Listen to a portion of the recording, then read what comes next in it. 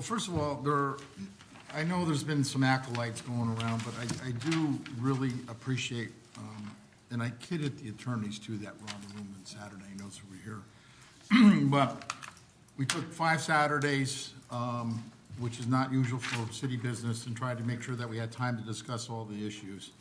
And I appreciate from the Redevelopment Commission itself, we had Lisa Cooper and Felix, also Serrano, who was chair of the redevelopment, Travis Sims from the council, myself, and Torgny Astrom, who was also the chairman of the Planning Commission.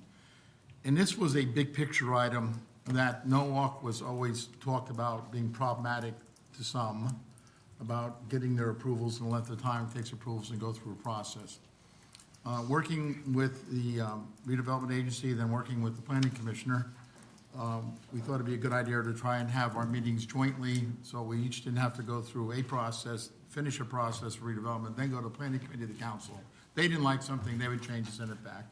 Everybody heard the same thing, everybody got a chance to ask questions, and cross-pollination worked. In 60 days, we basically got the discovery part of the process done, with a recommendation done, and we hit our 90-day just about tonight for getting it all back and approved as we thought we could. And I think hats off to the group that was there, hats off to everybody that was involved in this process. And please take note in the future, who's ever here 2 years from now, 10 years from now, it's a process that works, and please adhere to it. There were, and I'm just using this for those who don't know, this was our homework. This is what was given to us. They contained a lot of studies. We had studies from Mr. Gibbs, who was a planner of malls, et cetera, retail, as our consultant. We had Global Workplace Solutions, who did a study on housing. We did Pinnacle on housing and also on office. We had Pinnacle Advisory, which did a study for hotels.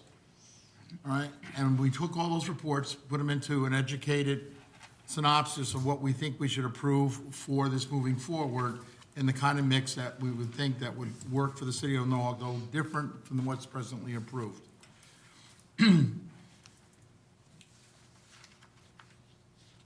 One of the important process of this also we did was what Mr. Attorney, former Mayor Zullo also talked about this evening, but I think he took a little out of context.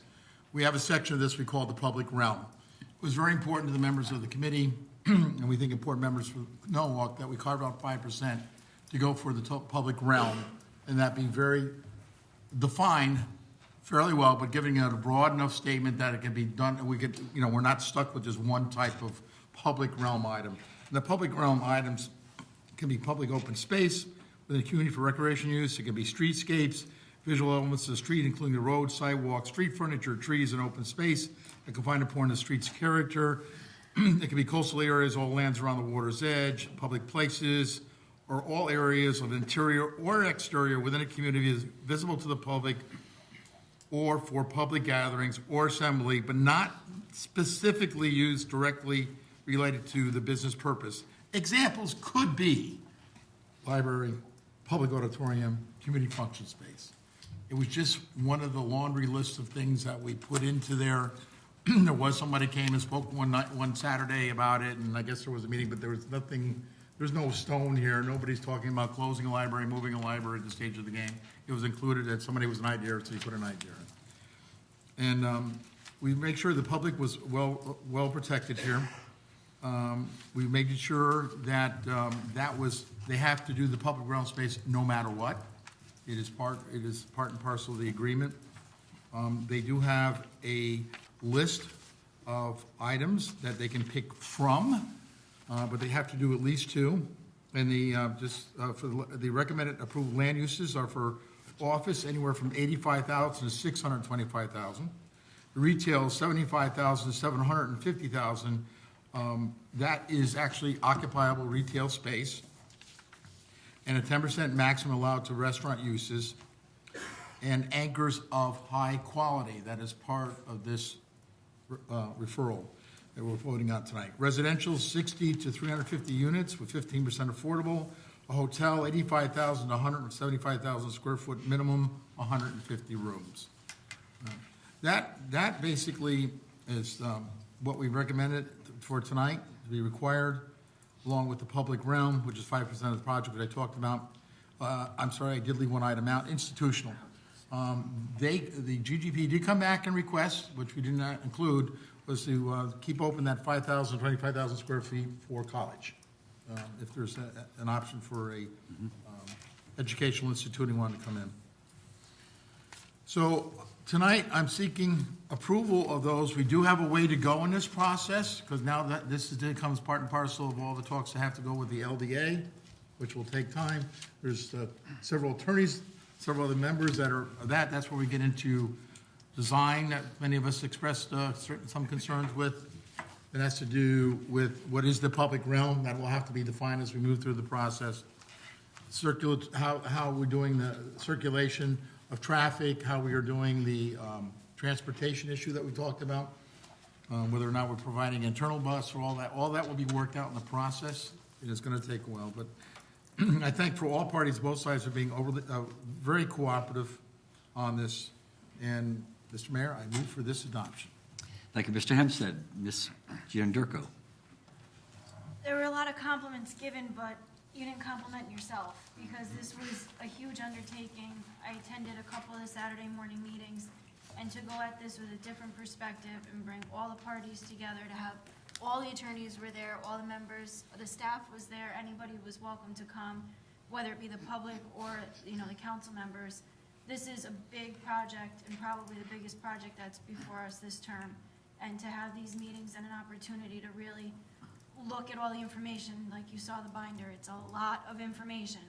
It's been a great way to really wrap my arms around it and understand what we're going to ultimately be voting on. So thank you for pulling this all together.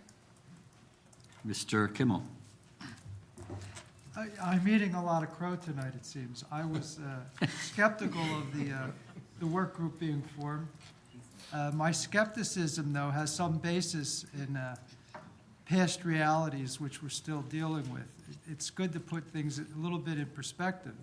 Our process has been that every agency deals with things as if no one else in the world exists but them.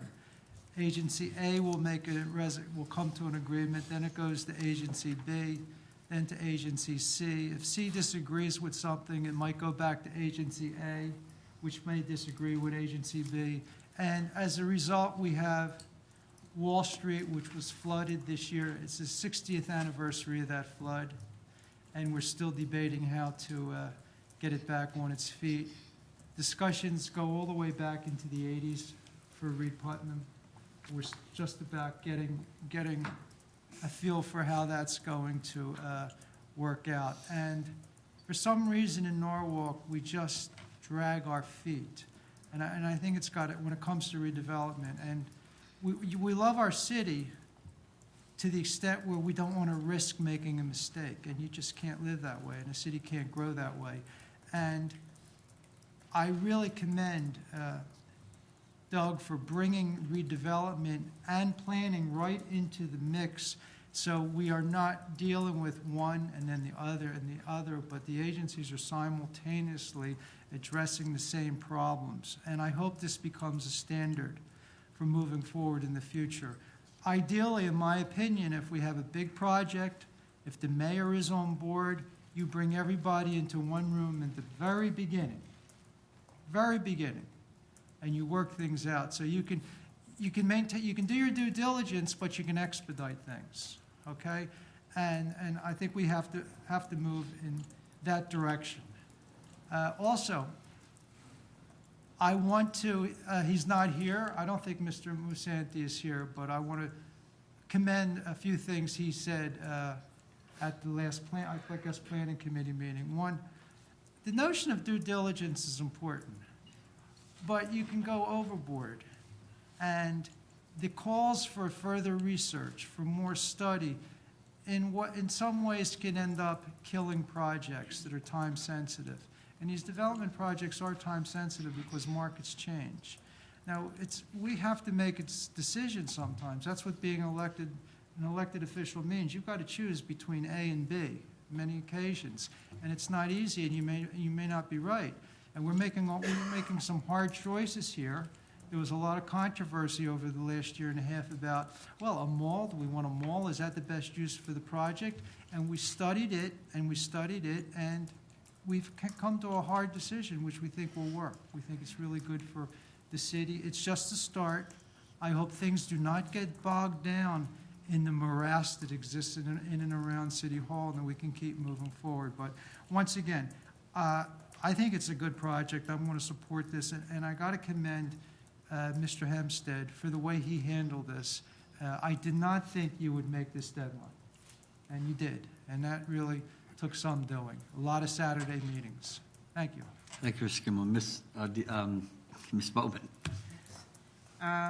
I just have two comments and then one question. I did hear you mention something, Doug, about the traffic study, so that's something that I know a lot of people in my district, which is South Norwalk, are looking forward to. So we would like to see that. I understand there will be further opportunities down the line for that to happen, but we are definitely looking for that.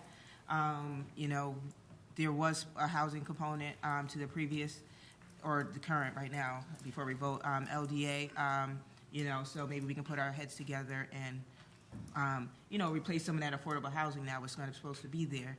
And then my other question is, looking through the packet, I didn't see a conclusion or solution to the fact that there will be 2 hotels down in the area, and I know the other person building the other hotel had sent a letter or something. Does anybody have, was there any conclusion to that?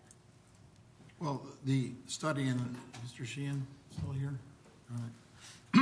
The study that was done was basically talked about the feasibility of putting a hotel on the site, which was looked at, basically what we relied on as far as moving forward with this.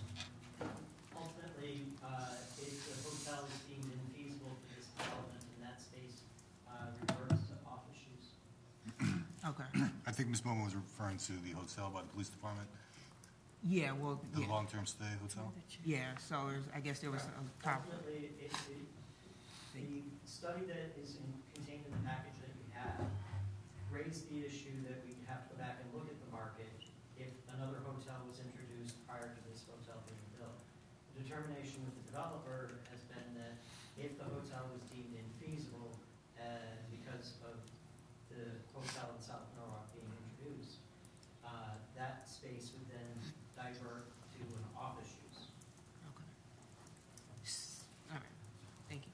Any further comments? Mr. Watts? Doug, you want to go? Sorry? No, Doug's spoken. I was just going to answer that a little bit further, though. Oh, you, Okay, go. It's because, again, they've been given a menu to choose from. I know not the best of terms to use. The office may be their option, but they may move down the street, down further along and saying maybe housing makes sense. Because one of the reports that we did get back on housing was we thought by now the housing market was fairly flooded. But our report, because there's still capacity within the city of Norwalk and the area to absorb more housing. We all were a little flabbergasted at that, because I think just common sense was telling us we're probably maxed out. So remember, they have choices on the board. They have to at least do 2.